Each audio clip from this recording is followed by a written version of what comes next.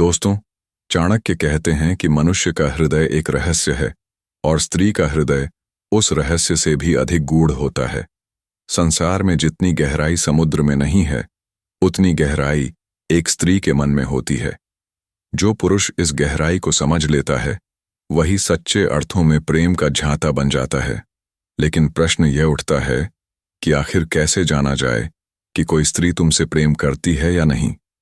क्या उसके व्यवहार से, उसकी नजरों से या उसके मौन से?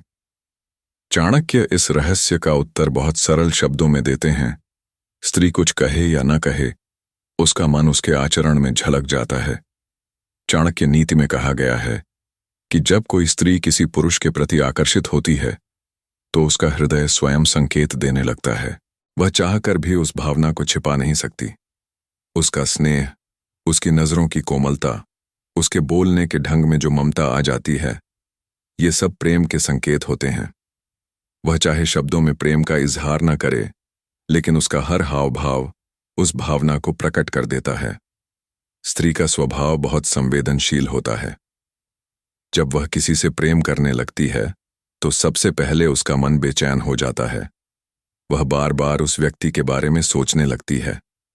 चाणक्य कहते हैं कि यदि कोई स्त्री तुम्हारे सामने आने पर अनजाने में मुस्कुराने लगे, तुम्हारे बोलने पर चुपचाप सुनती रहे, तुम्हारे शब्दों को ध्यान से समझने की कोशिश करे, तो यह पहला संकेत है कि उसके मन में तुम्हारे प्रति भावनाएं जन्म लेने लगी हैं।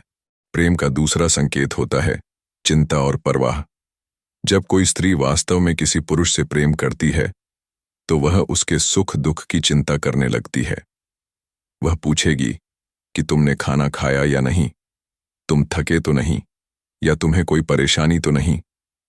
चाणक्य कहते हैं कि स्त्री के स्नेह की सबसे बड़ी पहचान यही है, वह बिना स्वार्थ के परवाह करती है। उसका प्रेम दिखावा नहीं होता। वह अपने शब्दों से नहीं, अपने कर्मों से प्रेम दिखाती है। अब तीसरा संकेत, ईर्ष्या। चाणक्य कहते हैं, जहां प्रेम होता है, वहां थोड़ा सा असुरक्षा भाव भी होता है। जब कोई स्त्री तुम्हें किसी और के साथ देखती है और उसके चेहरे पर हल्की सी चुप्पी या उदासी आ जाती है, तो समझ लो कि उसका मन तुम्हारे लिए कुछ महसूस करने लगा है। यह ईर्ष्या नकारात्मक नहीं होती, बल्कि यह प्रेम की सच्ची अनुभूति का प्रमाण है। स्त्री के मन का चौथा संकेत होता है नजरों की भाषा। चाणक्य कहते हैं कि स्त्री की आंखें कभी झूठ नहीं बोलती। यदि वह तुम्हारी ओर देखकर तुरंत नजरें झुका लेती है या कुछ कहने से पहले उसकी आंखों में चमक आ जाती है, तो यह उसकी आत्मा की भाषा है। वह आंखों से वही कह देती है जो शब्दों में नहीं कह सकती। पांचवां संकेत, तुम्हारे पास आने के बहाने ढूंढना। जब कोई स्त्री किसी पुरुष से प्रेम करने लगती है, तो वह बार बार उस पुरुष के पास आने का कोई ना कोई कारण ढूंढती है। कभी बात पूछने के लिए, कभी किसी काम के लिए, या कभी यूं ही। चाणक्य कहते हैं कि स्त्री कभी बिना कारण किसी पुरुष के पास बार बार नहीं जाती। उसके मन में यदि कोई आकर्षण न हो, तो वह दूरी बनाए रखती है। लेकिन जब उसका मन किसी की ओर झुक जाता है, तो वह दूरी मिटाने के अवसर खोजने लगती है। छठा संकेत, सम्मान और आदर। चाणक्य कहते हैं कि जिस पुरुष से स्त्री प्रेम करती है, उसके प्रति वह अत्यंत आदर रखती है। वह उसके विचारों को सुनती है, उसकी राय को महत्व देती है और उसके सामने अपनी बातों में संयम रखती है। यह सम्मान केवल बाहरी नहीं होता, बल्कि यह उसके भीतर की स्वीकृति का प्रतीक है।